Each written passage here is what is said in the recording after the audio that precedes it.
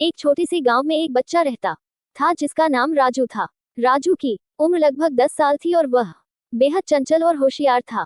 उसके माता पिता किसान थे जो दिन रात खेतों में मेहनत करके परिवार का पेट पालते थे। राजू का सपना था कि वह बड़ा होकर गांव का सबसे पढ़ा लिखा इंसान बने ताकि वह अपने माता पिता की मदद कर सके और गांव के लिए कुछ कर सके। लेकिन एक समस्या थी, राजू के गांव में स्कूल की व्यवस्था बहुत खराब थी। गांव का सरकारी स्कूल एक पुरानी इमारत में था जहां न शिक्षक नियमित रूप से आते थे और न ही पढ़ाई के लिए उचित संसाधन थे।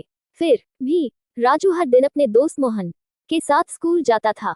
वह खुद से किताबें पढ़ता और जो समझ में नहीं आता उसके बारे में अपने शिक्षक से सवाल पूछता। एक दिन गांव में एक बड़ा अधिकारी आया। वह शिक्षा विभाग का अधिकारी था और गांव के स्कूल की हालत देखने आया था। उसने देखा कि स्कूल की स्थिति बहुत खराब है और बच्चे ठीक से पढ़ाई नहीं कर पा रहे हैं। उसने गांव वालों से बात की और उन्हें विश्वास दिलाया कि वह इस स्कूल को बेहतर बनाने के लिए सरकार से मदद लेगा।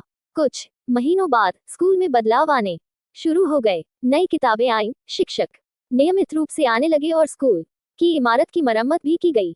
अब स्कूल में पढ़ाई का माहौल बनने लगा था। राजू और उसके दोस्त बहुत खुश थे। उन्होंने खूब मेहनत की और पढ़ाई में मन लगाया। राजू अब पहले से भी ज्यादा उत्साहित था क्योंकि उसे लगा कि उसका सपना धीरे धीरे सच हो रहा है। वह अपने माता पिता की आंखों में गर्व देखता था।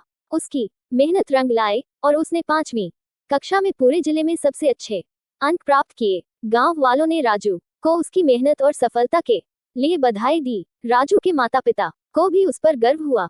अब राजू का आत्मविश्वास और बढ़ गया था। वह अपने दोस्तों को भी पढ़ाई के लिए प्रेरित करने लगा। उसने गांव में एक छोटा सा समूह बनाया जहां वह बच्चों को पढ़ाई में मदद करता और उन्हें बताता कि शिक्षा कितनी महत्वपूर्ण है।